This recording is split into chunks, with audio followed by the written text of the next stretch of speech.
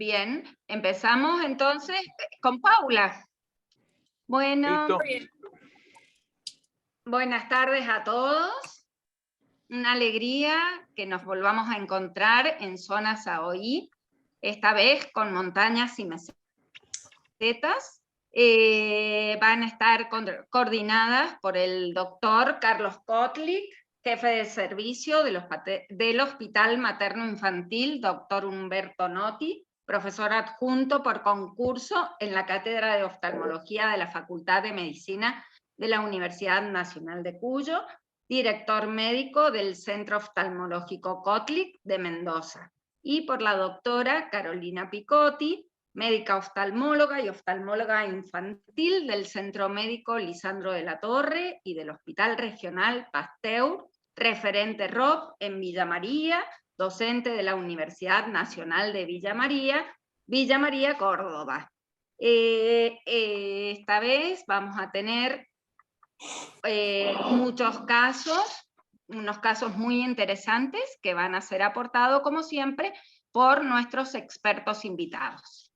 Los dejo, Carolina y Carlos, con la presentación de los participantes. Y recuerden que al finalizar, no se me vayan los disertantes, que está el sorteo para una inscripción en el curso anual Saoí CAE y una cena. Así que suerte para todos. Los dejo, chicos. Muy bien, gracias. Muchas gracias, Carlos. Gracias. La verdad que es un placer coordinar con todos ustedes y con todos estos invitados y expertos que nos acompañan. Ahora vamos a empezar con la doctora Paula López Giordano, trabaja en la Clínica Universitaria Reina Fabiola de la Universidad Católica de Córdoba. Va a aportar a este caso el doctor Enrique Urreza Valía, jefe de servicio de oftalmología del Instituto Ultum y Departamento de Estrabismo y Oftalmología del Instituto de Microcirugía Ocular Córdoba. Y el caso que va a presentar Paula es No era tan gravis. Hola, Paula. Hola, muchas gracias. Voy a compartir mi caso.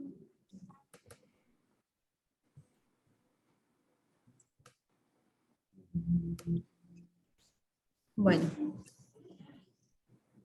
se presenta por una consulta por telemedicina una nena de 3 años de edad que la mamá estaba muy asustada porque hacía 10 días había comenzado con una desviación de ambos ojos y con caída del párpado superior de su ojo izquierdo. Tenía fotofobia y guiño del ojo. Estábamos en telemedicina, entonces, bueno, se presentaba una gran duda y, por supuesto, era un caso para ser evaluado entre el oftalmólogo, neurólogo y el pediatra. Entonces, lo primero que se cruzaba por la cabeza era que la pequeña podía tener una lesión intracraneal que causara oftalmoplegia. Y dentro de las causas de estrabismo agudo, comenzamos a pensar en otras causas además, como el hipertiroidismo, que puede producir además diplopia, exoftalmos y retracción palpebral, el botulismo, la miastenia gravis, los síndromes miasténicos congénitos, la oftalmoplegia externa crónica progresiva y lesiones del tallo cerebral, encefalitis epidémica y parálisis vulvar o pseudovulvar. Esta era la paciente, al día siguiente la pudimos ver en el consultorio, entonces presentaba exotosis del párpado superior izquierdo y una exotropia. Entonces, en la consulta oftalmológica vimos una agudeza visual normal, una retracción del párpado superior, una leve tosis del párpado superior del ojo izquierdo, una exotropia con hipertropia, y le costaba fijar con el ojo derecho, y el resto del examen oftalmológico era normal. Se le solicitó resonancia magnética del cerebro, órbitas y senos paranasales e interconsulta con neurología. Ese mismo día tuvimos la suerte de que lo pudo ver la neuróloga, que lo evaluó como normocéfalo y pupilas isocóricas y reactivas. No presentaba otras características que le llamaron la atención, pero sí pidió un control neurológico y una resonancia magnética.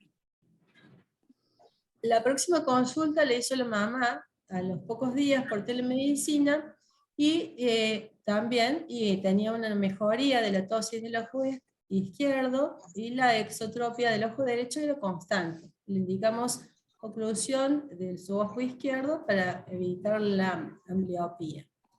A la semana, la tosis del ojo derecho fue casi total y no había cambios en los comportamientos de la niña. O sea, era una niña muy activa, en ningún momento estaba caída.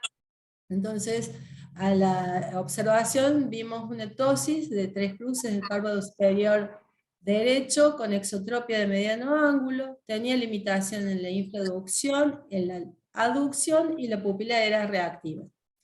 En su ojo izquierdo no se observaba ninguna alteración en la motilidad.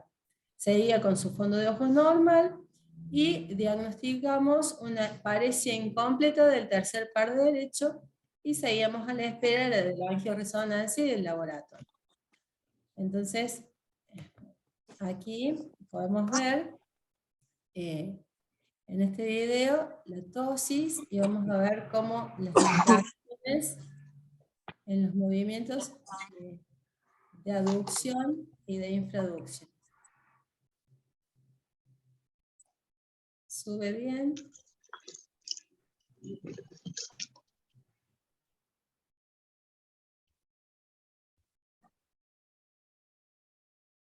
Muy bien. El próximo control lo hizo la neuróloga, en donde notó esa tosis de 5 días de aparición, le comenzó a hacer pruebas, le hizo una prueba del frío que dio negativa, una prueba del ejercicio que dio positiva, con mayor decaimiento palpebral bilateral, entonces sospechó una miastenia gravis ocular, le pidió angioresonancia, anticuerpos ACRA y anti-MASC, y comenzó el tratamiento con mesquinol. Con lo que tuvo una muy buena respuesta. Ahí vemos que la tosis del párpado derecho ya no está marcada. Los resultados de los anticuerpos dieron negativos el ACRA y el anti-MUSC, y la tiroides normal, y la angioresonancia fue normal. Al mes siguiente, la paciente presentaba la exotropia de gran ángulo, pero ya comenzó a infraducir, aducir, le costaba converger, y en esos momentos la paciente estaba tratada con el mestinón más del Tizona B. Y aquí podemos ver en el video cómo logró mejorar muchos de los movimientos oculares. Ahí aduce, ¿sí? Había mejorado esa parálisis del tercero que tenía.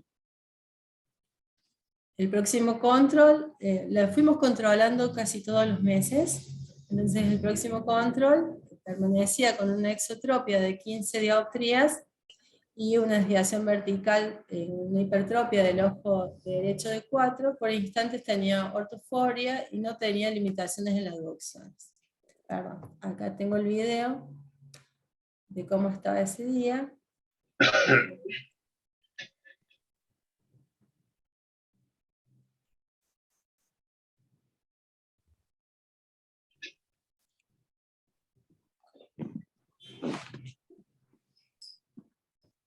Muy bien. En noviembre, el cuadro había comenzado en abril, en noviembre tenía una tosis, volvió a hacer tosis, habían dejado el tratamiento con deltizona, que lo hacen de acuerdo a los síntomas, y le tuvieron que volver a dar de la deltizona, la tosis era de 3 cruces, y tenía limitación en la infraducción, y seguía el ojo en XT e hipertropia. En febrero, la paciente volvió a control, y tenía, después de que sus papás habían sido positivos para el COVID, ella había dado siempre negativa, y la paciente presentó nuevamente tosis, la agudeza visual seguía normal, y volvió a tener la paresia del tercer par. Y neurología pidió estudios para descartar el timoma, que lo pudieron descartar. En abril estaba bárbara, presenta casi la posición primaria de la mirada ortoforia, los movimientos estarían levemente limitados, y la ptosis no se presentaba. La apertura palpebral era simétrica en ambos ojos. Ahí están los movimientos, que están prácticamente normales.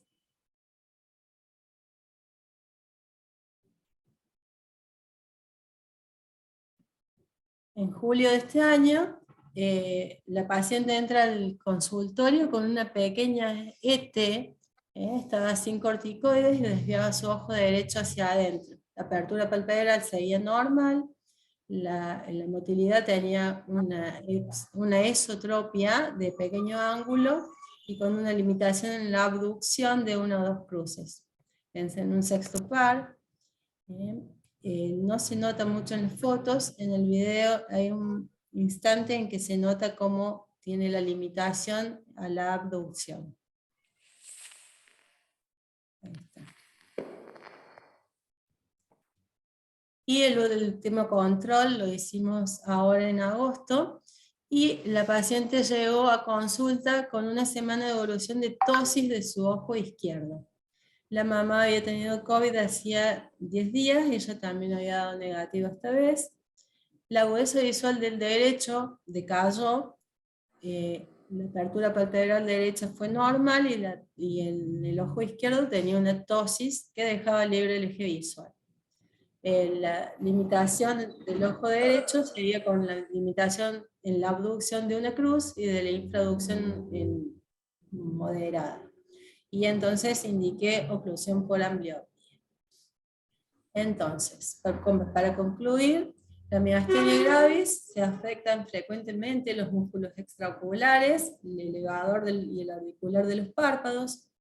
Del 20 al 40% de estos casos está limitada a los ojos, entonces es una miastenia ocular pura. Puede haber remisión espontánea o inducida por el tratamiento, puede recurrir o llegar a progresar a formas generalizadas. Los episodios de estrés son muy importantes, pueden generar recurrencias de la enfermedad, y el tratamiento en pacientes pediátricos es fundamentalmente con anticolinestérásicos. Y se dan corticoides, en el caso de la miastenia ocular, solamente corticoides en los momentos en que tienen más sintomatología. Los otros inmunosupresores se dan cuando son miastenias gravis generalizadas. Y la mimetectomía si encontramos un timo. Muchísimas gracias. Buenísimo, muchas gracias, Paula. Vamos a escuchar al doctor Enrique Urrezabala, si tiene algo para aportarnos, o alguien más. Bueno, no, ha sido muy clara Paula. En general las miastenias se dan en la segunda, tercera década de la vida, pero se ven casos en niños, y bueno, es un gran desafío. Pero la forma de presentación hacía casi evidente. Hay respeto pupilar y por lo general tienen buena convergencia, hablando de parálisis provocada por otras causas. Y sí, lo más frecuente es que se afecten los músculos rectos inferiores, el recto lateral y los párpados.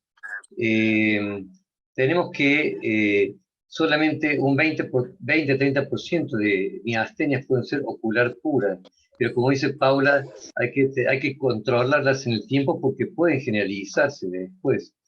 Soy el último que entré, quedé acá de Jorge. El Por diagnóstico. favor, perdón, Enrique, un minuto. Desactiven los micrófonos, por favor, para poder escucharlo al doctor. Gracias. Como está bien lo que el diagnóstico lo hizo la neuróloga, muchas veces las pruebas como la prueba del hielo pueden ser negativas, los anticuerpos contra los receptores acetilcolina pueden dar negativos en gran parte de estos casos de miastenia. El timoma se da en un 20-30% de estos casos de miastenia ocular puramente. Entonces, las pruebas de fatigabilidad terminan siendo, y la forma de manifestarse, lo que a uno lo orienta inicialmente sobre el diagnóstico. Esto no quiere decir que uno deba hacer todas las pruebas. Y bueno, yo lo que hago es la mando al neurólogo, yo no me pongo a hacer las pruebas en el consultorio, puede ser la prueba del hielo. La prueba sí, que lo ha comentado muchas veces Jorge, y lo hablamos con Pablo el otro día, son las pruebas que uno puede hacer en consultorio, de hacer esfuerzos en las miradas laterales, o elevar y deprimir. Eso va a ir marcando en el momento de la consulta una mayor debilidad en los movimientos, ya sea de abducción, de depresión. Y también es interesante ver el párpado.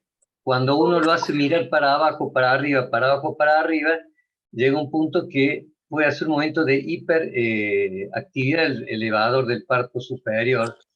Y otra cosa interesante es cuando tiene tóxico un párpado y fija con ese párpado, el otro, por ley de Hering, se contrae y hay como una apertura mayor del párpado en el otro ojo, ¿cierto? Son todas maniobras clínicas que en el consultorio a uno le van cerrando este cuadro. Después, con respecto al tratamiento, claro, el caso de Paula está, como, si bien puede remitir en algún momento y no darse nunca más, y estabilizarse, quedar alineado y con los párpados adecuadamente ubicados. ¿Qué hacemos durante ese periodo? Y bueno, como es variable la desviación, olvidarse de ninguna cirugía, nos sirven los prismas, y tenemos que velar por la visión de nuestro paciente. Entonces, ante aquel ojo que está más tiempo torcido, habrá que hacer oclusión y seguirlo de cerca al paciente. Y bueno, el tratamiento es el mestinón, excepción. Los corticoides sí ayudan porque cuando está muy mal el niño, a estabilizar, disminuye la cantidad de anticuerpos que están agrediendo estas placas neuromusculares.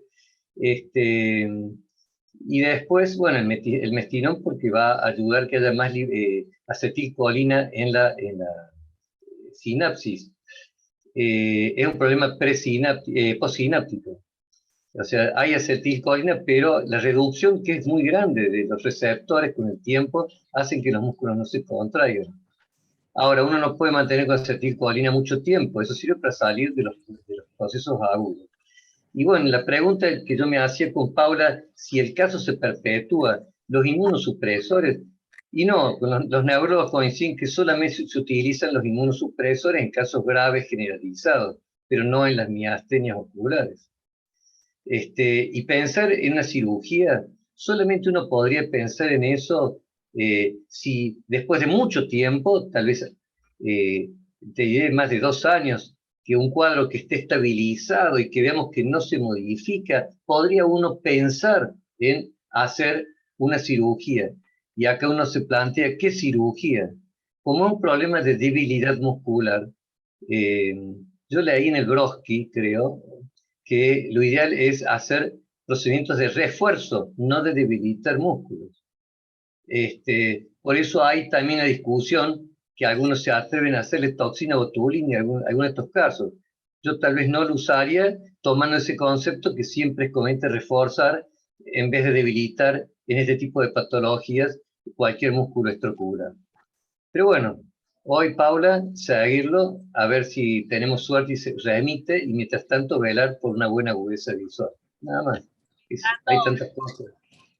Gracias por tus aportes, Enrique. Súper. Bueno, claro. gracias a ustedes por la invitación. Me encantó, y el caso es súper difícil, pobre Paula. Y Lo lleva muy bien. De siempre velar por la miopía, para evitar la pregunta la miopía. Es los prismas Fresnel para estos casos de que tienen tanta variabilidad. A mí me gustan usarlos porque el mismo paciente, le digo, lo que pasa es que es difícil porque les cambia mucho, pero les cambia durante el día. Pero para no ocluir, digamos, para tratar de que les sirva el ojo. Sí, es que es tan variable, vos fíjate cómo cambiaba de semana a semana, de un ojo a otro. Entonces, en el día cambian. Claro, entonces es un lío eso. Pero sí, hay que estar... Lo otro que me pareció importante que dijiste, lo del timoma. Yo tengo un paciente, tengo un amigo que tuvo un timoma y me lo comí, entonces no me lo olvido más. No, yo creo que de rutina en el estudio no hay que dejar de hacer ninguno de todos estos estudios, ya sea buscando los anticuerpos, hacer una resonancia de tórax, Bueno, no descartar, no dejar nada. Bueno, y la fibra única, indudablemente, que es la gran prueba diagnóstica, ¿no es cierto? Si se puede hacer, es fantástico, porque eso ayuda a confirmar el diagnóstico, ¿no? Que me olvidaba de mencionarlo. Muy difícil. No sé si no sé, en las regiones que estamos hoy hablando acá, que estas regiones de Saoí, ¿alguien sabe si pueden hacer cerca de sus lugares el de fibra única?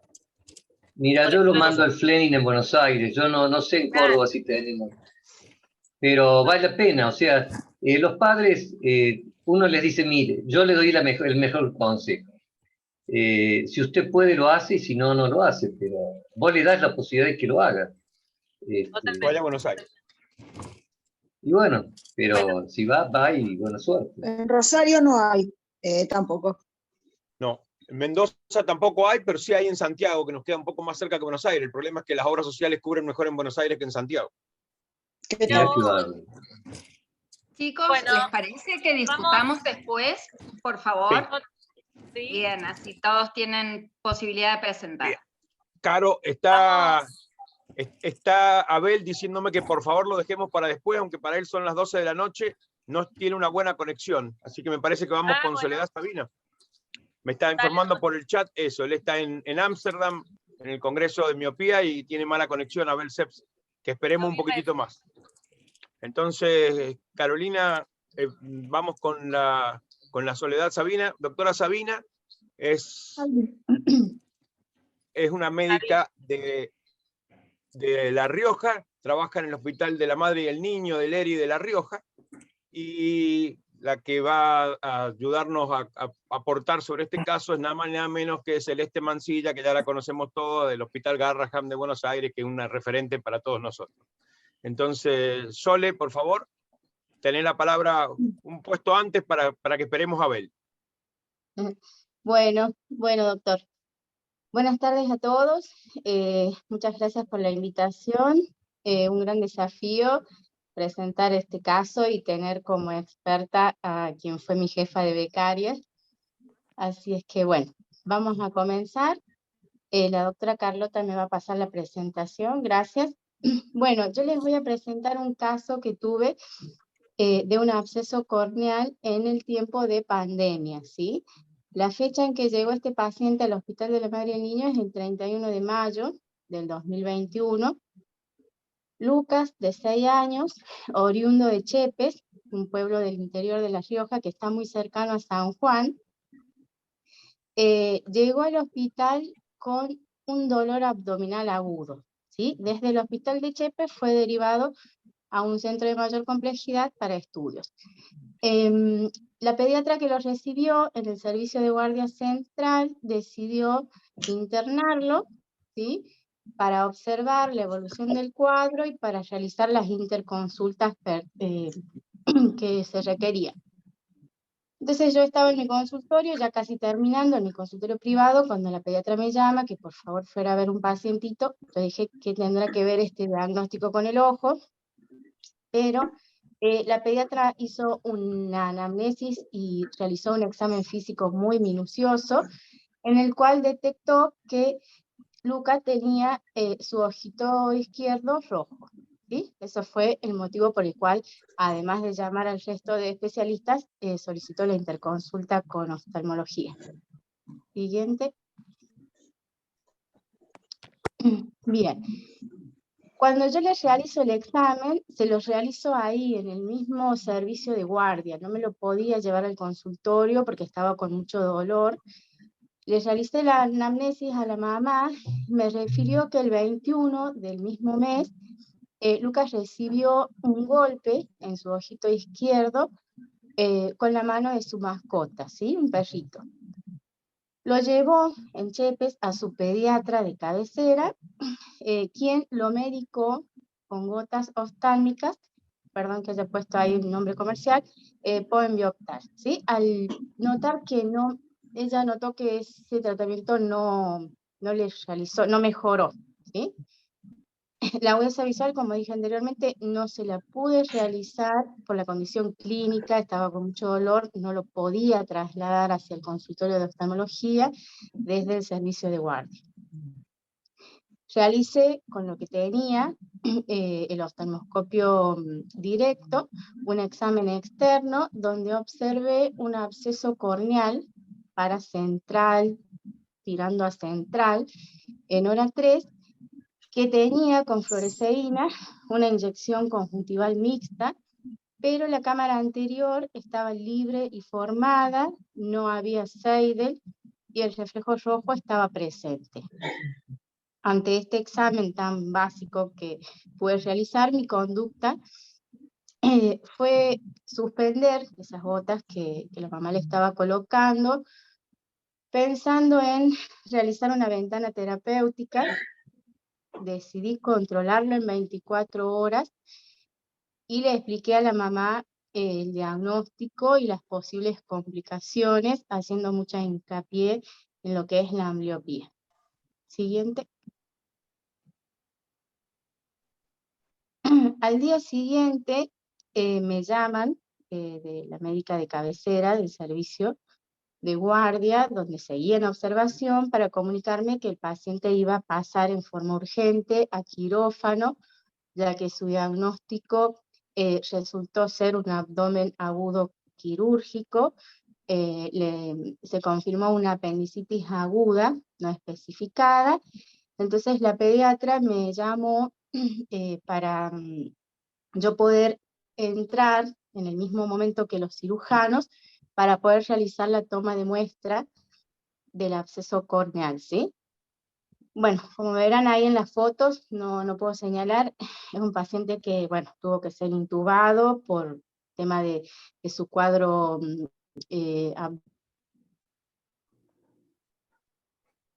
abdominal, con día, y al final me dejaron tomar a mí la muestra, ¿sí? Como se ve ahí en las fotos, la lesión yo nunca la pude ver con la lámpara de hendidura para ver exactamente hasta qué capa de la córnea llegaba. Hice lo que pude, tomé la muestra. Primero pedí al laboratorio todos los medios de cultivos y pedí también el portaobjeto para extender, que fue lo primero que hice, ¿sí? La primera muestra que tomé lo puse para examen directo. Después, en ese momento, dije, bueno, ¿ahora qué hago? ¿En cuál siembro? Y la verdad que me arriesgué quizás y decidí sembrar en el medio de cultivo para hongos. Y ahí se me acabó la muestra, ya no tenía más. En ese tiempo de pandemia, nosotros estábamos solos, o sea, el oftalmólogo de guardia, que somos pocos en nuestro hospital, nos turnábamos, iba una semana cada uno, y esa semana justo me tocaba a mí, y estaba sola, o sea, tenía que tomar yo las decisiones ahí en el momento, sumado a que esto de entrar al quirófano también fue como un poco anticipado a lo que yo esperaba.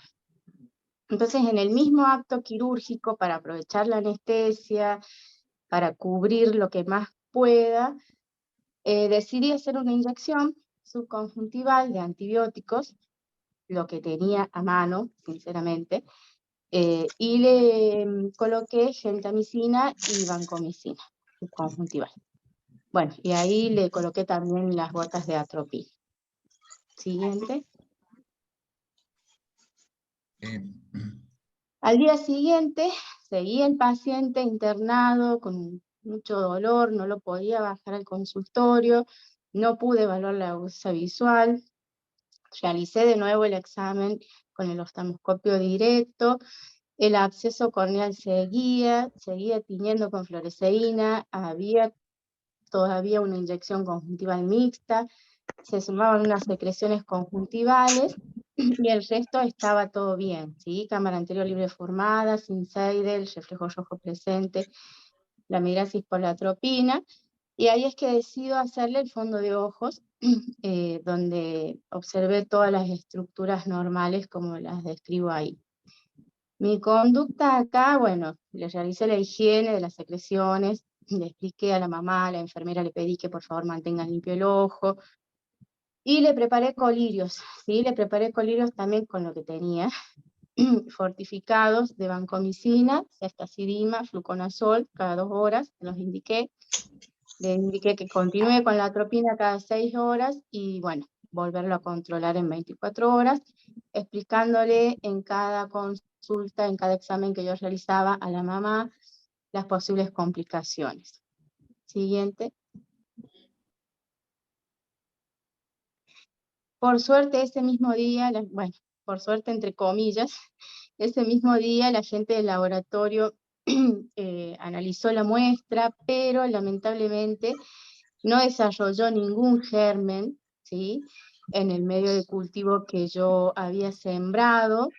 En el examen directo tampoco se pudo observar ningún germen, y esto, lo que la gente del laboratorio me refirió, es que la muestra era insuficiente, ¿sí? Algo que ya sabemos es bastante típico en nuestra especialidad, y más cuando se trata de lesiones. Volví a poner la foto ahí para ver el tamaño de la lesión. Realmente hice lo que pude, y bueno, la muestra no fue suficiente. Siguiente. Siguiente, por favor.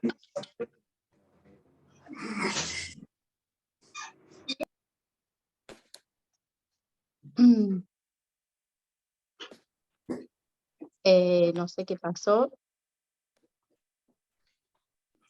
Me parece que se adelantó un poco. Antes de esa hay otra. Habíamos que... Ahí sí. Ahora pasemos, que acá... Esa era la que estaba, Soledad. Bien, bien, perfecto. Ahí es donde les comentaba de que la muestra fue insuficiente y no se desarrolló ningún germen en ninguno de los medios que yo había sembrado. Pasemos a la siguiente, por favor. Bueno, y ahí terminó mi semana. Le tocaba rotar a mi compañero, el doctor Cabrera, quien tenía que seguir al paciente. Él siguió los controles como veníamos haciendo prácticamente diariamente, ¿sí? El absceso corneal, yo le envié fotos a él, entonces él lo veía de menor tamaño. Él cambió un poquito la frecuencia de las gotas, lo siguió controlando, la congestión, la inyección conjuntival iba mejorando, todo iba mejorando, como vemos ahí en los partes, hasta que se decide, el día 7, ¿sí?, de junio, se decide el alta del paciente, ¿sí? Siempre en común acuerdo con la gente de pediatría, teniendo en cuenta su otro cuadro de abdomen agudo, ¿sí? Estábamos en pandemia, el riesgo de que el paciente estuviera ahí a veces era como un poquito peor para la parte general. Entonces, en conjunto con la gente de pediatría, se decide darle el alta al paciente, vuelve a control a las 48 horas, el doctor lo sigue notando con bastante buena evolución, Sole, ¿sí? Por fíjate lo si cual podemos apurar un decide, poquito, por favor. sí, ya termino, ya casi termino, decide que puede volver a su lugar de origen y volver en 7 días. Siguiente. Bueno, en vez de volver en 7 días, se le pasó un poquito, volvió recién el 23 de junio, ¿sí? Ahí ya estaba yo nuevamente en el hospital, la madre le estaba colocando las gotas, como decía, ahí iban con medicina cada 4, atropina una vez al día. La agudeza visual pude evaluarla por primera vez, y era de 4 décimas, no mejoraba. Seguía habiendo una inyección conjuntival, que ya no era mixta. Había un leucoma central, no tenía confluoresceína. Entonces mi conducta fue suspender ya el fortificado, continuar con la atropina y agregar ciprofloxacina más dexa cada 8 horas, ¿sí? Volverlo a dejar ir a su lugar de origen y controlarlo nuevamente en 7 días, que tampoco volvió en 7 días. Cuando vuelve el siguiente control, seguía todo prácticamente estable. Entonces ahí decidí suspender todas las gotas, le di todas las pautas de alarma y los cité a control en un mes. Siguiente. Bueno, se extendió también un poco el control en un mes. Cuando vuelve el paciente, la agudeza visual había mejorado bastante, como vemos ahí en el parte, ya tenía 7 décimas, ¿sí? Pero esta vez el paciente vuelve acompañado por su papá, porque él sus papás están separados, entonces vuelve con el papá, quien me pide un resumen de historia clínica porque quería buscar una segunda opinión. Siguiente. Bueno, no volvió más, asiente después de esa última consulta con su papá, y el 1 de agosto de este año la madre me envía por WhatsApp un mensajito diciéndome que su papá le quería tramitar una pensión de discapacidad, y que ambos querían realizarle un control a Lucas. Como yo no estoy trabajando en el hospital, me encuentro en una licencia, le solicito a una colega de Chepes, la doctora Alicia Oyola, que por favor le realice el control, donde ahí ella me envía todo el informe, ¿sí? Como vemos ahí, la agudeza visual se recuperó a 10 décimas, la doctora Oyola le solicitó la topografía corneal, pero el paciente no regresó para realizarla. Siguiente. Bueno, eso es todo. Se aceptan, como dice ahí, dudas, preguntas o sugerencias, y les agradezco mucho por la invitación y por su atención. Buenísimo. Muchas gracias, María Soledad. Muchas gracias, De Sole. nada. De nada. Bien, en tiempo. Bueno, Bien. Cele, si querés aportar algo. Cele. Marcela. Estoy muteada, perdón, estaba hablando sola. Van a pensar que estoy loca, y es verdad, pero bueno. Felicitarla por el caso, que es muy interesante, y muy bien el trabajo en pandemia. Y finalmente la paciente terminó con 10 décimas de ese ojo, así que fue bastante acertado. En todo caso, igual yo le comentaba que yo no dejo ventanas terapéuticas sin tratamiento cuando me encuentro con un absceso de córnea. Nunca. Habitualmente, si mando una muestra y tengo dudas que no se vaya a encontrar porque está con un antibiótico, le pongo en la notita qué antibiótico está usando. Muchas veces los microbiólogos pueden neutralizarlo. Y tengo como dos cositas que siempre hago. Cuando la úlcera o el absceso es muy chiquitito, a veces tomar la muestra y limpiar y curetear con una agujita y sacar todos los restos hace que la curación sea mucho más fácil y más rápida. Ponemos un antibiótico que puede ser un fortificado como protocolo, después de haber limpiado, y posiblemente en pocos días se cure. Cuando es algo mucho más grande y más profundo, a veces sacar no se puede porque corremos el riesgo de que se perfore o de dejar nosotros una cicatriz, pero si es muy, muy grande, muchas veces también opto por hacer el recubrimiento con la conjuntiva. Uno de los motivos por los cuales los abscesos no se curan fáciles es porque no tienen vasos, y cuando le llevamos vasos con la conjuntiva, que es del mismo ojo y que no va a producir ningún rechazo y que tampoco se va a necrosar, yo la suelo sacar tipo en puentes, con doble, como si fuera un colgajo, como si fuera un puentecito que quede unido de los dos lados. Habitualmente eso hace que se cure rápido, y lo que tiene de bueno es que cuando se cura y se corta ese colgajo y se retrae, a veces deja una cicatriz chiquita y a veces podemos incluso esquivarla. Por otro lado, y ya para terminar, cuando tengo un absceso chico paracentral que tiene alguna cicatriz tipo leucoma, suelo usar de manera bastante frecuente algún corticoide de superficie para ir haciendo más transparente ese leucoma que tiene, para permitir la cicatrización. Y si porque hay una patología de base, que es la que genera esta lesión, que no sería este caso, pero si fuera que nos encontramos que tiene un autoinmune o algo que predispone a que las úlceras se formen, por ahí una membrana amniótica que desinflama a nivel local, ahora incluso que están estas liofilizadas que se pueden tener a temperatura ambiente, puede ser una buena opción. Bueno, espero que les haya servido, y muchas gracias por invitarme, y acá les cierro para cumplir con el horario. Perfecto, gracias. Gracias, Celeste, Gracias, Cele. por tu aporte. No sé si está Abel. Abel pidió que esperemos un poquitito más. Bueno, vamos entonces a presentar a la doctora Inés de la Fuente. Pará, ahí está Abel entonces, ahí está Abel, ahí lo estoy viendo, vamos.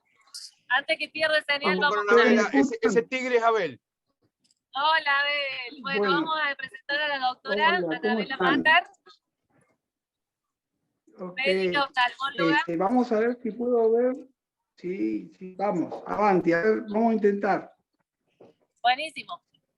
Vamos. Hola, buenas tardes. Hola, Ahora ella es intento médica compartir la oftalmóloga. pantalla con la presentación. Anda poniendo la presentación que yo voy contando de que vos trabajás en la Clínica del Sol y en el Hospital Guillermo Rawson de San Juan, y el que nos va a aportar es Abel Schweb, médico oftalmólogo del Servicio de Oftalmología del Hospital Posada, de la sección de baja visión y refracción, y tu caso se llama monio de luz. Hola, buenas Y tardes. que Abel está en este momento en Holanda, por eso está en el Congreso Mundial de Miopía y por eso los problemas, sepan disculpar que lo hemos esperado. Me metí un poco de...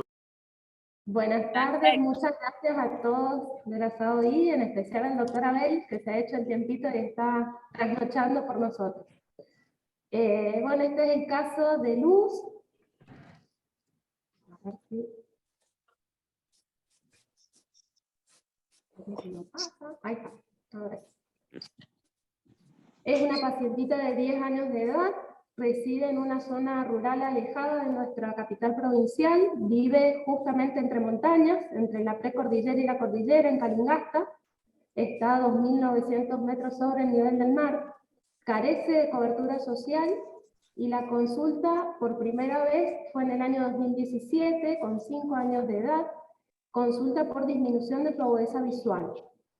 Ella tenía una agudeza visual en ese momento de 20/200 sin corrección en ambos ojos.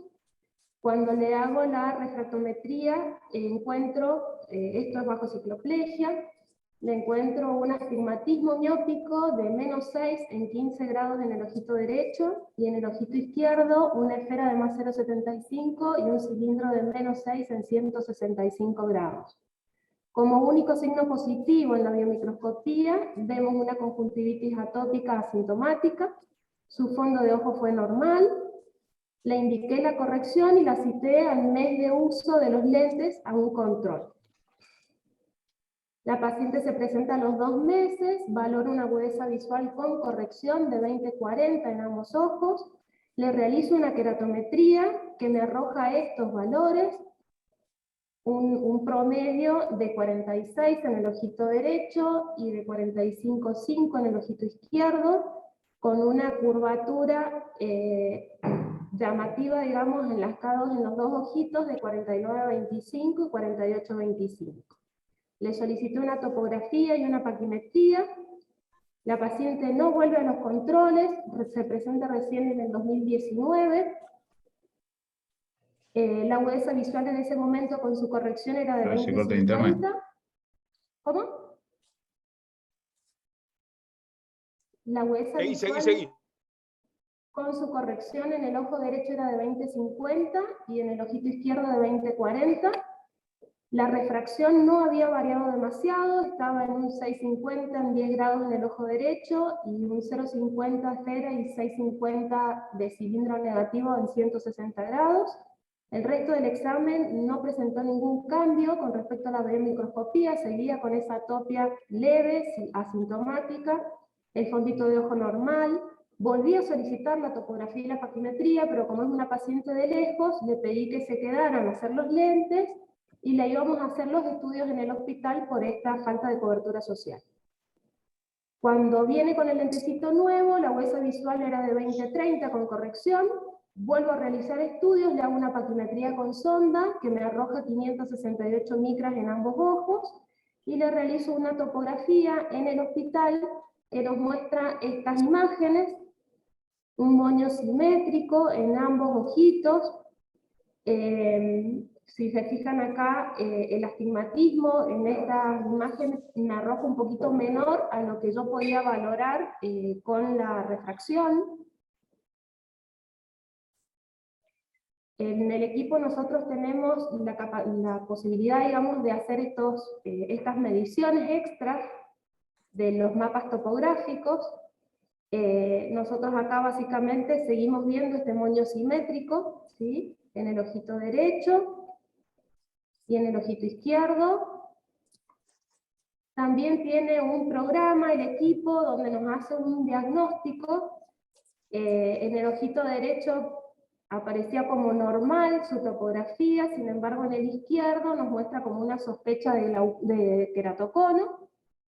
Igual yo a la paciente con estas imágenes la vuelvo a citar a control, ¿sí? Cada 6 meses. La paciente se pierde nuevamente porque, bueno, por cuestiones de pandemia en este caso, y también por el tema de la distancia.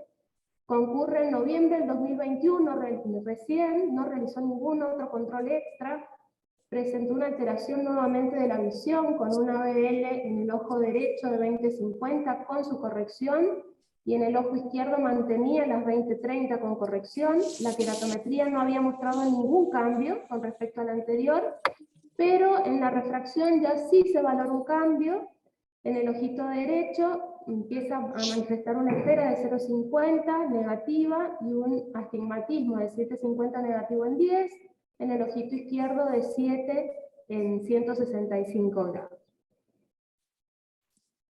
Tuvo que viajar de urgencia en ese momento en noviembre, vuelve recién en el 2022, no completó ninguno de los estudios que solicité como para hacer un control. Cuando concurre el control con la corrección nueva, manifiesta una corrección de 7 décimas en ambos ojos, vuelvo a solicitar los estudios que no se había realizado, y cuando se realizan estos estudios nuevamente, seguimos viendo este moño bien simétrico, pero no hay una alteración significativa en lo que es el astigmatismo. Fíjense, en las primeras topografías teníamos un astigmatismo de 5, me marcaban este de 6, es muy poquita la diferencia, pero las K siguen más o menos en los mismos valores. Solicité la topografía y la patimetría. Esta es la topografía del ojito izquierdo, que la realizamos en el mismo equipo del hospital. Fíjense que no hay ninguna alteración en los anillos concéntricos, o sea, se ve bien estable esta córnea. Los valores, si bien son altos, también se ven muy estables, no hay muchas diferencias entre ejes.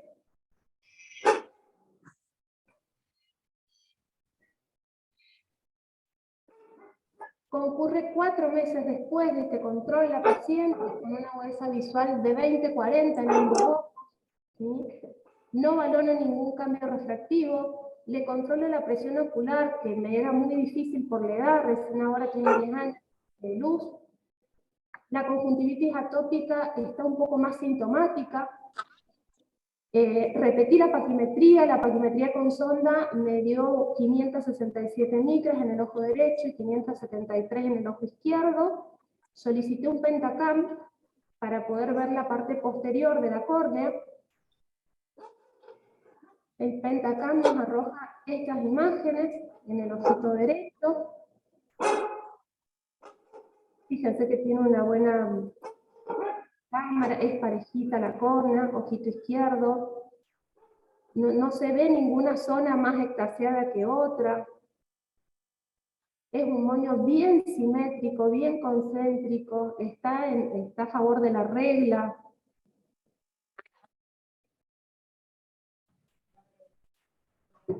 Acá lo que sí me llama la atención en el pentacam es que, fíjense que la paquimetría me da 501 en la zona central, sin embargo en la paquimetría con sonda no es así, me sigue dando 563, entonces un caso que me presenta en el otro ojito 586, en el ojo izquierdo, que está más acorde a la paquimetría que yo realizo con la sonda.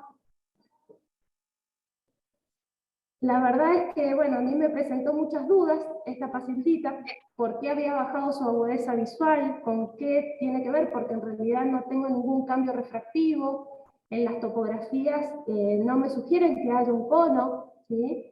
Sí tengo un moño simétrico y demás en ambos ojitos, pero está sumamente estable. Yo lo que hice con esta paciente fue indicarle el tratamiento para su atopia, y bueno, y citarle nuevamente un control, a ver si viene, en 4 meses, para repetir y para ver qué es lo que hacemos. No sé qué opinan, este es el caso que tenía para mostrarles y para aprender de ustedes. Muchas gracias. Buenísimo. Gracias, Ana. Gracias. Interesante. Lo vamos a escuchar a Abel, a ver qué nos puede aportar, si puede estar conectado.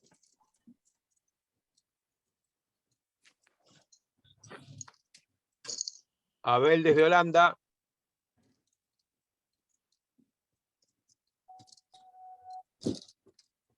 Me parece que estamos perdidos. Igual si quieren les cuento, porque hemos estado hablando con el doctor Sheck desde allá, ha estado siguiendo más o menos el caso. Si ustedes quieren, les cuento, él coincidió conmigo en el tema del tratamiento de la atopía. Me dijo que él hubiese hecho lo mismo, esperarla y volver otra vez a valorarla, que él confía mucho más en la paquimetría por sonda que en la paquimetría que mide el Pentacam. Y bueno, así que les cuento si quieren después cómo viene la pacientita. Pero, ¿cuáles son las características conjuntivales y corneales que te llevan al diagnóstico de conjuntivitis atópica, en este caso? Tiene una conjuntivitis papilar y la zona, digamos, donde ella vive es una zona sumamente árida, vive a 3.000 metros de altura, hay vientos muy frecuentes en la zona donde vive. Ella tiene fregamiento que no tenía en un principio, y bueno, no tiene antecedentes familiares de queratocono. Hablando con el doctor Abel, hablábamos de esto justamente, de que la paciente no tiene, digamos, una alteración en el colágeno de herencia, por un lado, y por otro lado sí tiene como factor presente el frotamiento de la atopia. Claro. Que a veces eso suele descompensar cuando tenemos alguna alteración hereditaria. No es el Bueno, caso particular. suplementarlo con un tratamiento para el ojo seco, también suplementarle a la atopía. Está tratada en este momento con un antihistamínico, ¿sí? Con la olopatalina, está tratada con lágrimas artificiales, sin conservantes, y bueno, y espero verla, si Dios quiere, en 4 meses, a ver cómo está, cómo resolvió y si tiene una mejor agudeza visual, porque en realidad lo que a mí me lleva, digamos, a hacer todo el caso es esa disminución de la agudeza visual. Es muy importante. Ahí está Abel. Sí, hola, ¿me escuchan? Sí, Abel, vamos. A ver si fue también de nuevo. Yo, Anabela, te diría que puede pasar muchas veces en los chicos, más en los chicos que viven en la montaña, aislados, que todo lo que te está volviendo loca de la agudeza visual no tenga nada que ver con los ojos, son problemas muchas veces estrés infantil, cosas raras, no te contestan y resulta que están viendo más, esos síndromes de simulación raros que vemos. Ojo, ojo, porque lo hemos visto muchas veces y específicamente en estos chicos que vienen de los puestos que tenemos en la montaña, por lo menos en Mendoza, que debe ser lo mismo que en San Juan. Bien. Claro. Muchas gracias. Y vos le vas a buscar todos los ojos y que atopía y que acá y que allá y que hay una maculopatía y no va por ahí la mano. No, pero esta chica tiene un astigmatismo muy elevado. Ah, no, sí, seguro, pero no un cono, y las aparentemente. atopías, y cuando hay papilas con fibrosis subepitelial, ya es un tema complicado. Hay que asegurarse que el chico utilice estabilizadores de mastocitos. Ahora, ¿cómo hace para que lo utilice, no? Imagínate, vive en las montañas, hay que regalarle las gotas para que las tenga, porque vaya a ver si las compra. Y que no se toque, que no se refriegue el ojo, pero eso sí, no está informado. Hay que ser muy enfático para que no le siga progresando el astigmatismo.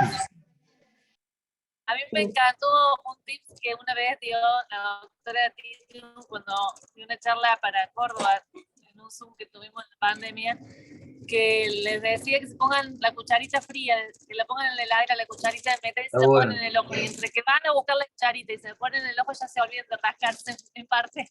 Y en otra parte, muchos de mis pacientes me dicen que es lo único que les alivia, ese frío. Así que bueno. Pero no refirió que se refregaba acá. Ahora empezó con frotarse, dice. ¿Y las papilas eran muy grandes? En un principio era una micropapilar, pero en esta última consulta estaban más grandes las papilas. si se hicieran muy grandes, está el recurso de la inyección de, ¿cómo se llama? El Kenacort, ¿cómo se llama? Corticoide subcraneal. Claro, subtarsal, ahí donde más se agolpan las células, las mast cells, en el tarso superior. Entonces, si hay papilas muy grandes, una inyección, ¿cómo se llama el Kenacort? Triamcinolona. La triamcinolona. El Kenacort ya no se consigue más, bueno. La triamcinolona que consigue. Sí. Eso es muy bueno. Voy a tener en cuenta todos los aportes. Muchas gracias.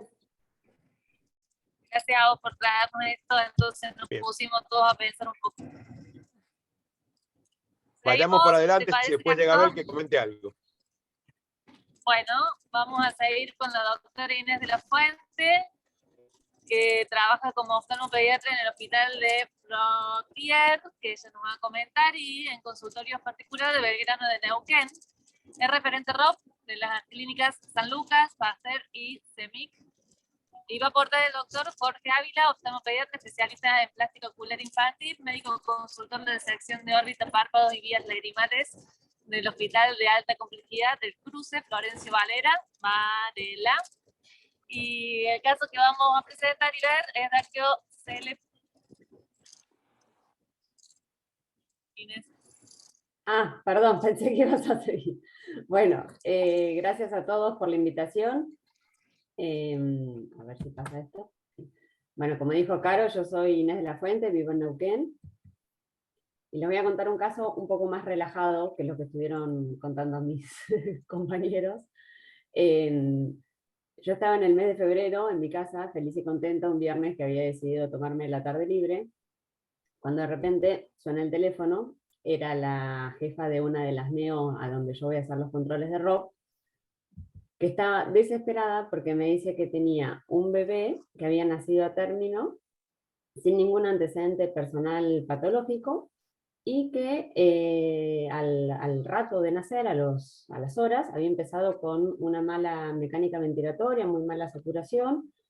Querían pasarle una sonda por la nariz y decía que había una obstrucción muy grande, no le podían mejorar el estado clínico, así que terminan intubándola y conectada a un respirador. La llevan a hacer una tomografía y dice que la tomografía le informa un mucocele bilateral. Le digo, bueno, mándame las imágenes, a ver qué dice ese mucocele. Me manda la imagen y caigo rendida. Se veía acá en la tomografía una dilatación de toda la vía lagrimal, que comenzaba en el saco lagrimal y hasta toda la vía lagrimal estaba, los conductos lacrimonasales también estaban dilatados. Por suerte todos tenemos una amiga a quien llamar y pedirle ayuda, así que me comuniqué con la doctora Villagra, que está en clínicas con el doctor Bay, que también cayó un poco rendida, así que llamó a todos sus compañeros del mundo, que conoce a varios, y llegamos a la conclusión que esta niña presentaba un dactiocistocele congénito bilateral con un quiste intranasal. ¿Y qué es esto, no? Hay que recordar un poco la vía lagrimal, que se forma en la semana 12 de gestación, pero se permeabiliza entre las semanas 24 de vida intrauterina y hasta el año de vida postnatal. Lo que pasa es que muchas veces no se completa la canalización y persiste la obstrucción distal al nivel de la válvula de Hasner, que justamente genera eso, una obstrucción distal de la vía lagrimal. El dactiocistocele es cuando a esa obstrucción distal se le suma una obstrucción proximal, acá en la parte proximal justamente de la vía lagrimal. Este dactiocistocele, con ambas obstrucciones, genera una dilatación muy grande de la vía lagrimal, y eso genera un quiste, un quiste que se empieza a ir por debajo del meato inferior hacia la nariz. Y eso es lo que genera la obstrucción nasal. Así estábamos con esta chiquita, un dactiocistocele con un quiste intranasal bilateral que generaba la obstrucción nasal.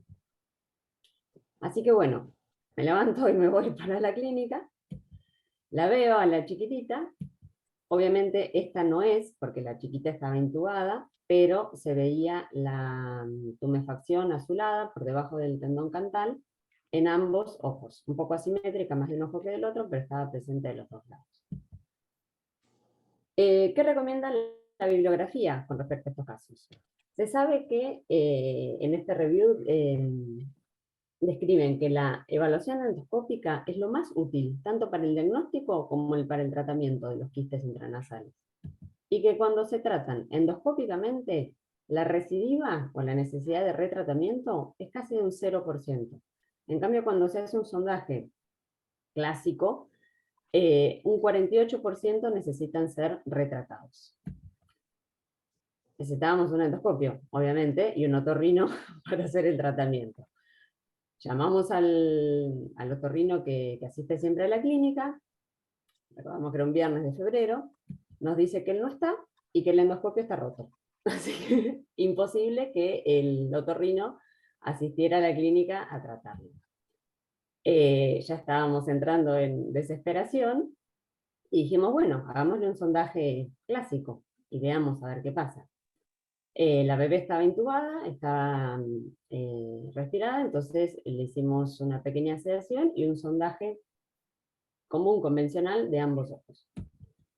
A las 24 horas, la neonatóloga me avisa que la habían extubado, con mucho, la tenían súper controlada, pero que no presentaba más dificultad respiratoria, que ventilaba bien, saturaba bien, todo bien. Siempre hay que recordar que los neonatos son respiradores nasales obligados, entonces cuando tienen alguna obstrucción de la vía nasal van a tener estos problemas de saturación. ¿Cuáles son las causas de la obstrucción nasal?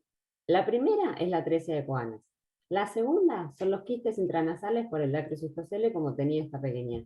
Después son las masas ocupantes, como el quiste dermoide, el encefalocele, hemangioma, glioma, y malformaciones de huesos nasales que pueden ser aislados o asociados a algún síndrome genético. El diagnóstico se puede hacer en la ecografía prenatal, que hay muchas descriptas, esta chica no la tenía descripta, con una tomografía para ver todas las alteraciones óseas o con una resonancia para evaluar las partes blandas. ¿Qué tan frecuentes son estos casos, ¿no? Sabemos que la obstrucción de la válvula de Hasner, la obstrucción distal, es muy frecuente, está presente más o menos en un 73% de los bebés que nacen, pero un 89% resuelven espontáneamente, clínicas tienen un 6% y necesitan un tratamiento quirúrgico muy pocos, 1 o 2%. El dacrocistocele, en este estudio, refieren que la incidencia es de 1 en 18.000, otros reportan 1 en 3.000, 4.000, y en general el diagnóstico no se hace en bebés tan chiquititos, sino cerca de los 15 días de vida, cuando da alguna complicación, que es la dacrocistitis, que es la inflamación, la infección. Y casi siempre son unilaterales, no es muy frecuente el dacrocistocele bilateral. Y el quiste intranasal, que es lo que tenía esta niña, es menos frecuente todavía, porque se diagnostica en general por una endoscopía, pero uno no le hace endoscopía a todos los dacrocistoceles. En general se le hacen solo a los que generan una obstrucción nasal, que es más o menos un 17% de los casos que tienen dacrocistocele. Sí sabemos que el dacrocistocele es 3-4 veces más frecuente en mujeres que en varones, tiene que ver con que el conducto lacrimonasal es más estrecho en el género femenino, y también es más frecuente en la raza caucásica, pero eso no tiene algún fundamento anatómico. Ya llegando al final, podemos pensar que el dacrocistocele puede ser un marcador de algún otro síndrome. En general es una patología aislada, pero en raras ocasiones puede ser un marcador primario de enfermedades sistémicas, como la neurofibromatosis, el linfangioma, el rhabdomyosarcoma. Y también puede ser parte de síndromes genéticos como la disquinesia ciliar primaria. Y la última, el mundo es un pañuelo. Cuando estaba preparando esta presentación, voy a una clínica donde yo generalmente no opero, me presento en el quirófano, y la primera persona con que me cruzo, me presenta y digo, soy Inés de la Fuente.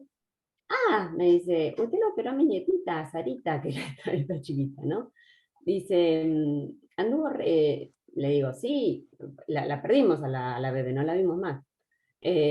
Así que por suerte esta abuela me contó, dice que está vivite coleando, que fue a ver al otorrino, finalmente volvió, no le hizo la endoscopía, nunca más tuvo una obstrucción respiratoria y no necesitó más tratamiento.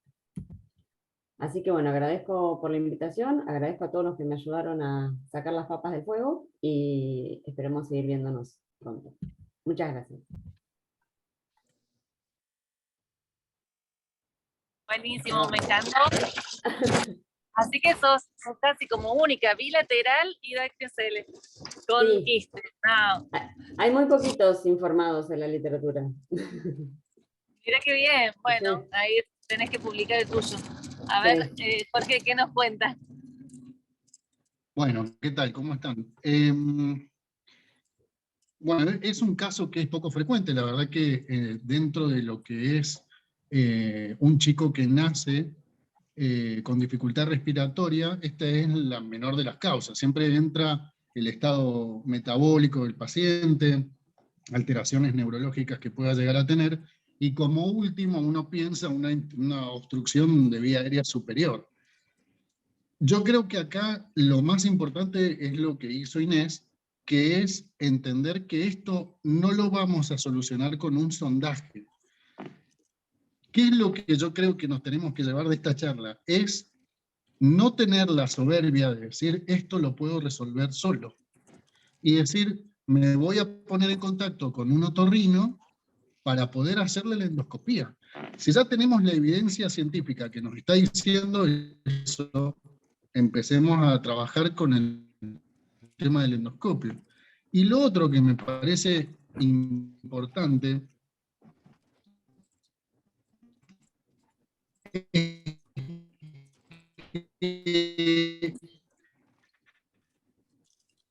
en que puso Inés, de la obstrucción proximal que ustedes tienen, siempre que hagan un sondaje, van a estar haciendo una falsa vía. ¿Por qué? Porque ahí está cerrado. Entonces, si hacen el sondaje a ciegas, sin la ayuda de que el endoscopista drene esto por el meato inferior, van a estar haciendo siempre una falsa vía. Entonces, en medicina hay una cosa que es muy importante, que las cosas no se hacen por las dudas.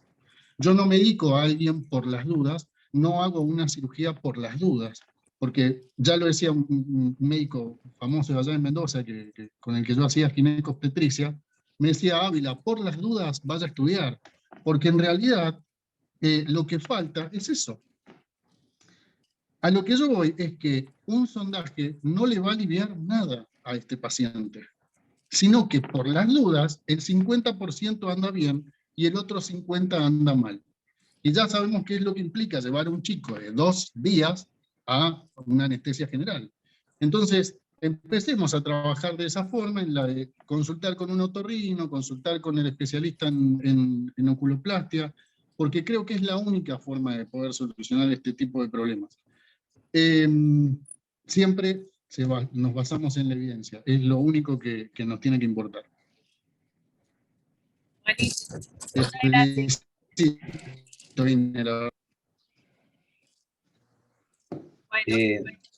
Yo te puedo opinar una cosita nada más.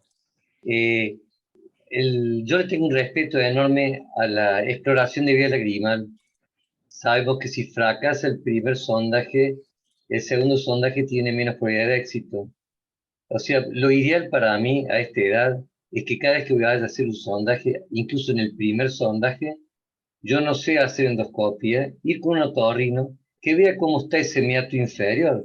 Por ahí tiene el cornete luxado, la vía está permeable y lo que joroba es el cornete, y por más que uno le pase la sonda y pase fácil, el cornete Bueno, no me están mirando. Entonces, lo que yo hago ahora, y lo intento hacer si consigo un otorrino, incluso en el primer sondaje, ir con el otorrino el día de la exploración. No sé, ¿no? Pero acuerdo con que no sirve el meparesómetro, el masomenómetro, todas estas cosas por las dudas que dice Jorge. Yo tengo, a ver si podemos, le prometí a Abel, me mandó un WhatsApp donde está 1 minuto, a ver si lo podemos escuchar directamente a Abel. Hola Carlos, ¿cómo te va? Se ve que la banda no me ayuda y acá hay un problema general. Estoy en 2 lugares y no lo logro. Así que lo que quiero decirles es lo siguiente, si vos lo podés transmitir, te agradezco un montón. Primero, el caso de Alabela que lo vi, es el tema de que ese astigmatismo tan marcado es un astigmatismo regular, ¿sí? Tiene simetría, ¿sí? El moño es muy simétrico, pero además está a favor de la regla y me parece muy importante que uno ya esté pensando en un queratocono a esa edad. Eso me parece importantísimo. Y lo que tenemos que tener como regla es ver y seguir ese moño y seguir ese astigmatismo, así a ver si se va haciendo más oblicuo. Ese es el punto. Esa es la estrategia, ver si el astigmatismo se va oblicuando. ¿Sí? Ahí el sonido de fondo. Si eso es más oblicuo, entonces uno empieza a sospechar. Hay un punto con la paquimetría del Pentacam, en donde en un ojito da 501 digamos, la paquimetría central. Pero es muy distinto a las paquimetrías anteriores, incluso a las que están alrededor de ese punto, con lo cual yo diría que habría que repetirlo, ¿sí? Y siempre es más fiable, aunque tengamos el mapa, siempre lo ultrasónico es más fiable que lo óptico. Pero es muy importante, bueno, les pido disculpas por toda esta conexión, por todo esto, pero si lo puedes transmitir, te agradezco mucho. Bien, quería transmitirle eso de Abel, que creo que no sé si pudieron escuchar, me parece que valía la pena justo en el momento. Y creo que estamos a tiempo, nos está faltando la última expositora, que es la doctora Estefanía Yaya Manzano, del Hospital Noti de Mendoza, también de Centrovisión Mendoza, y la va a aportar la doctora Evangelina Espósito, del Reina Fabiola de Córdoba, además profesora de la Universidad Católica de Córdoba.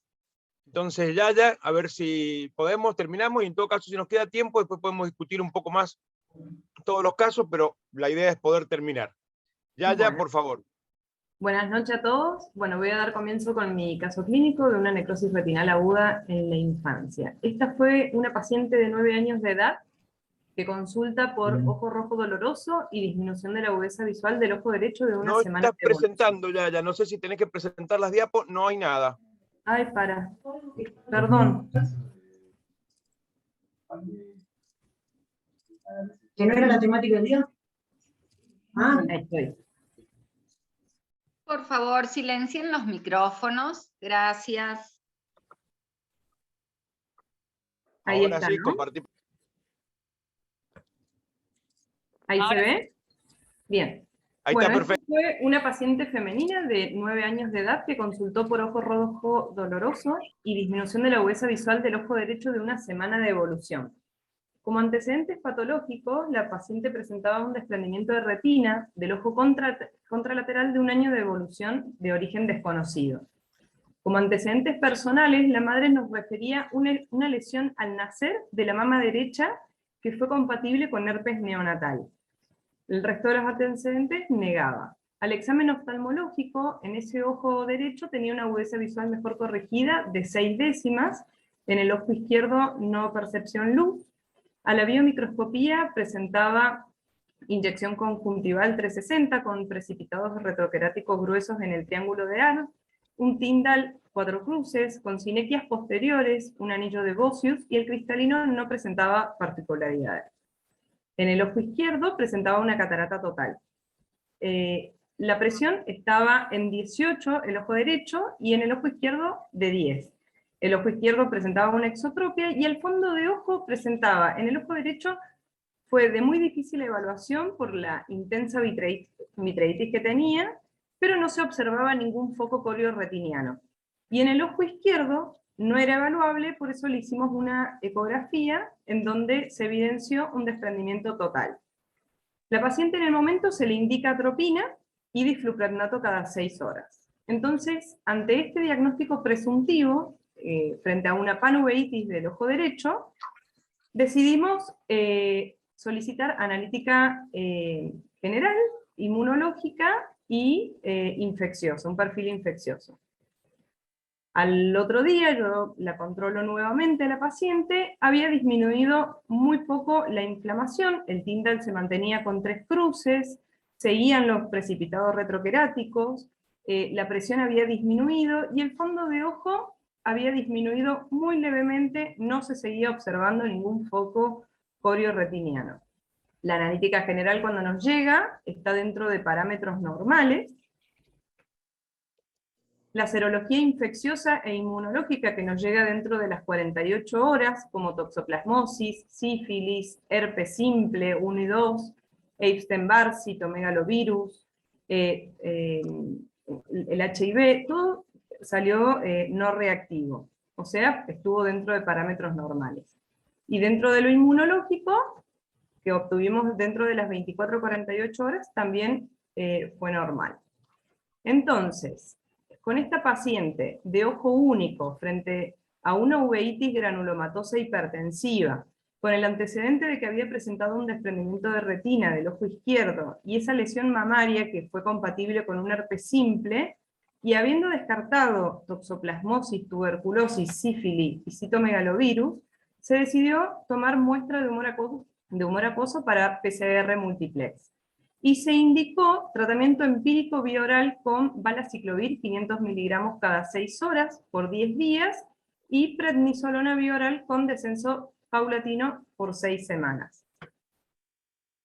Luego de 3 días, la paciente vino mucho mejor, se presentó sin dolor, la agudeza visual había disminuido, la inflamación de la cámara anterior también, la presión se mantenía normal, y en el fondo de ojo se empezó a visualizar. La papila se veía bordes netos, ya podíamos evidenciar algunas otras estructuras, y se evidenció en la zona periférica de la retina esta vasculitis segmentaria periférica, esas zonas que están marcadas ahí. Como antecedente yo tenía esta retinografía de campo amplio de un año previo, el cual estaba normal, y llegamos a la conclusión con varios estudios de que el haber tomado muestra del líquido ocular del humor acuoso era útil para respaldar el diagnóstico de una necrosis retinal aguda, porque presenta una alta sensibilidad y especificidad.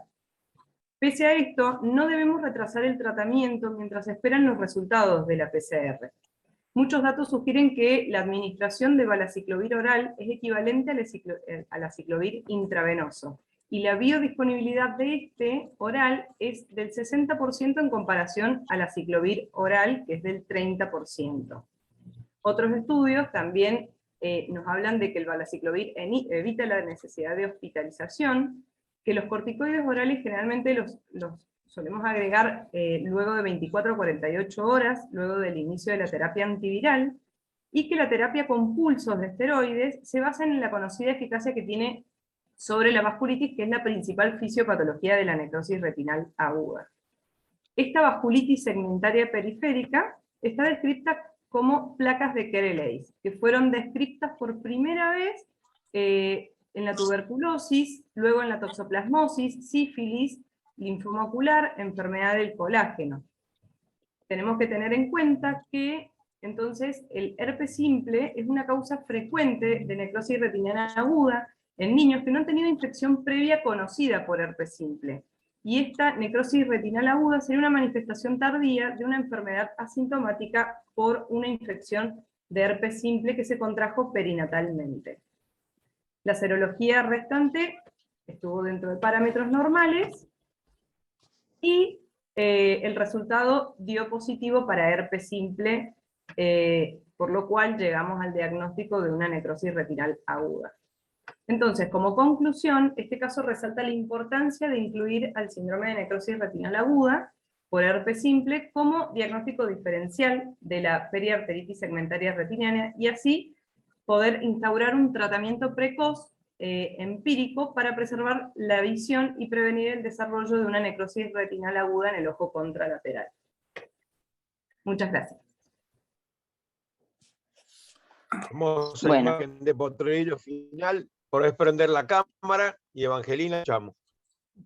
Bueno, Estefanía, te felicito por el casazo de viernes a la noche que nos trajiste, porque la verdad que qué estrés, qué manera de ponerte los nervios de punta un caso como este, porque el niño prácticamente entra con poca visión al consultorio y es momento para decisiones sin mucha base. Entonces lo primero que tengo que decir es que te felicito por la anamnesis, porque Bueno, tomar ese gracias. dato... Igual también, bueno, fue gracias a muchos otros colegas que me ayudaron como infectólogos, ¿bien? Prende la cámara, ya. Sí, que no estoy pudiendo... A ver, ahí el voy. trabajo en equipo es fundamental, eso seguro, Sí, sí. pero eso es la base de una pista diagnóstica. Si vos no tenés una buena anamnesis, no tenés dónde construir, o sea que eso es fundamental.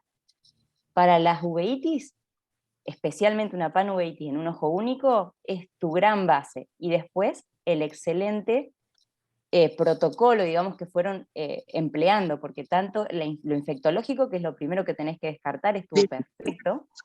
El tema del ojo contralateral, yo voy a ser más mala, te voy a preguntar, ¿tenía sinequias ese ojo con la catarata total?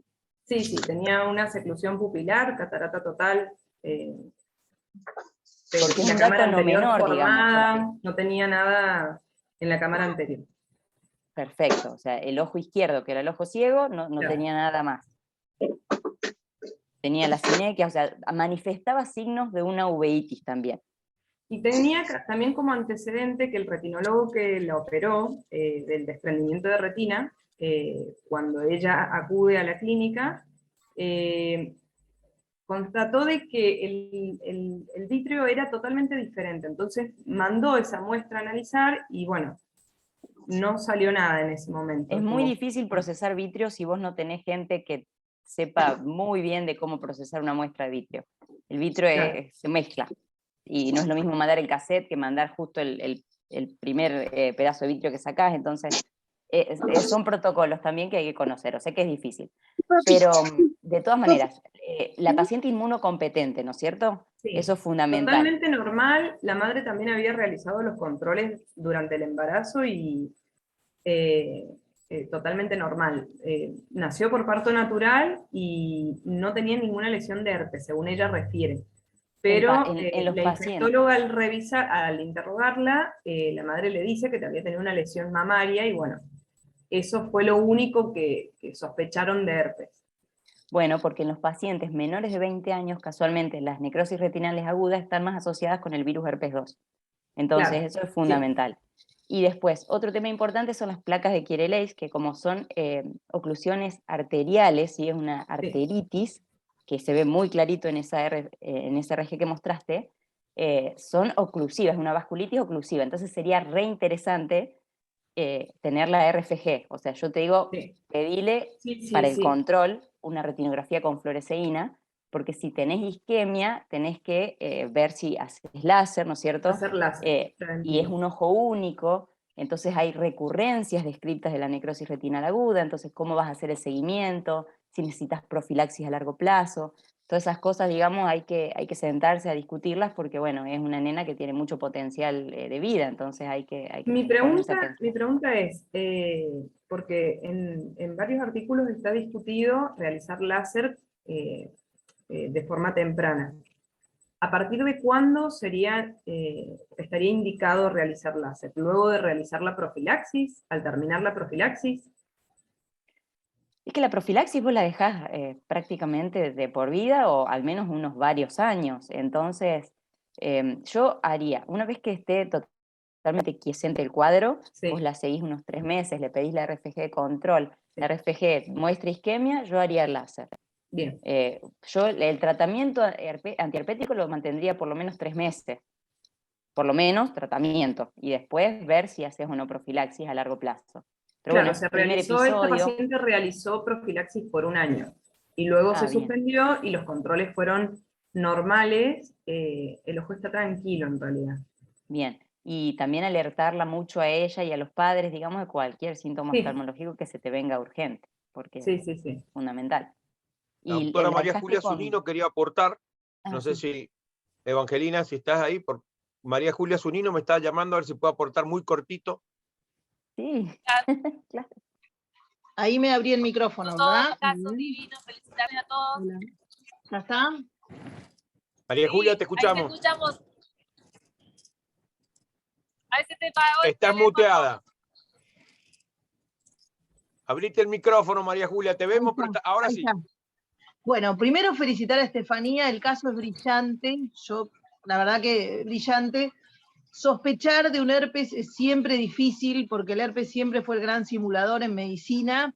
Y segundo, decirles que el valaciclovir, yo ya lo elegí de preferencia, ya hace 18 años que no uso aciclovir, ni para los adultos, ni para los niños, ¿sí? O sea, el que no uso aciclovir, porque el aciclovir tiene una dosificación muy incómoda, o sea, hay que darle 5 pastillas por día al paciente. En cambio, con valaciclovir, con 2 pastillas ya está, y la tolerancia oral es 1000 veces mejor que el aciclovir.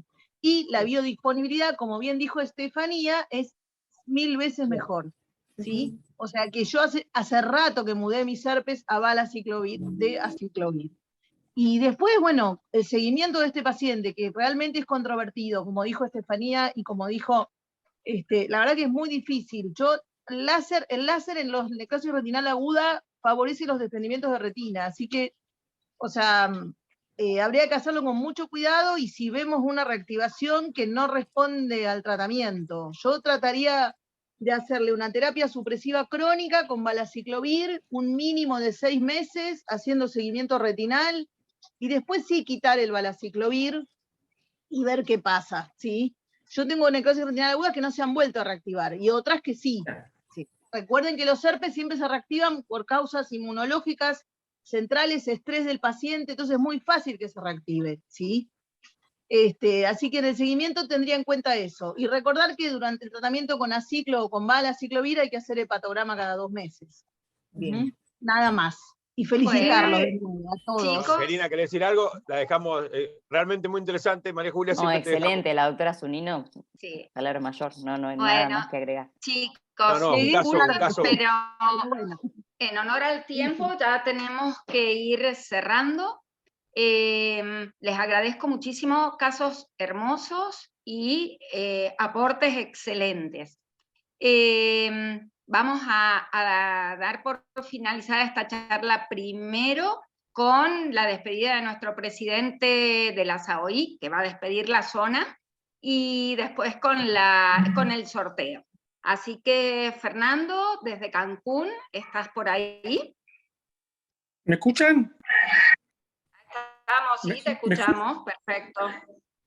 Bueno, quiero agradecer especialmente a la doctora Picotti y al doctor Kotlik por la organización de este Ateneo de hoy, y a todos los expositores por los casos muy buenos que se han sido presentados. Y en general, esta, bueno, es la última zona SAOI de nuestro último año en la SAOI.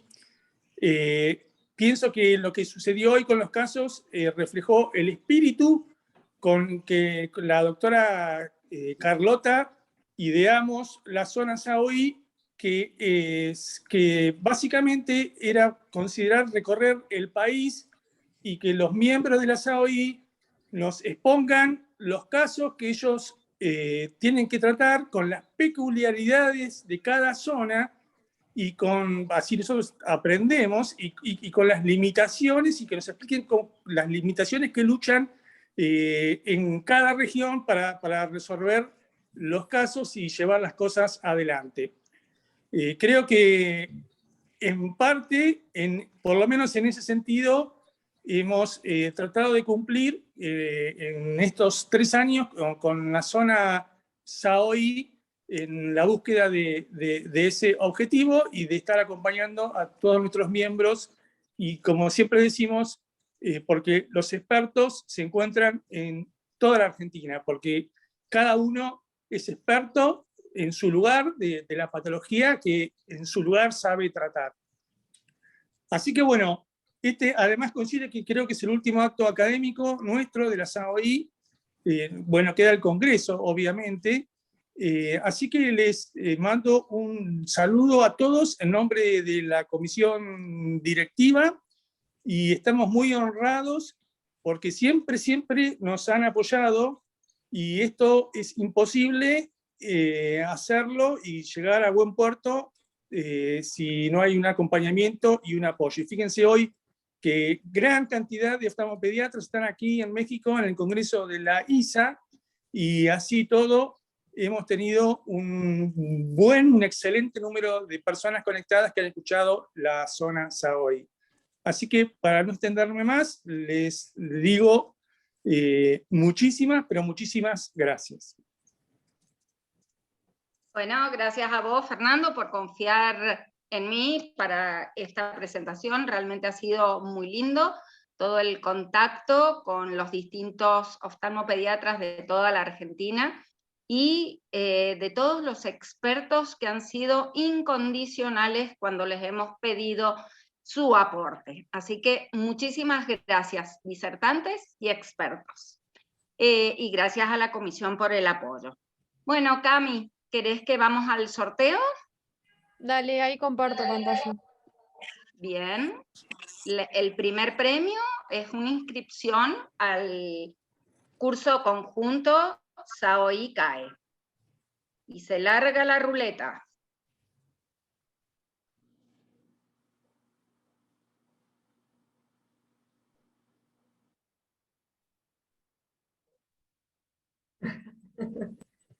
Bien, Qué bueno. Estefanía, buenísimo, felicitaciones. Muchas gracias. Y el segundo premio es una cena, la cena de aniversario, de 50 aniversario.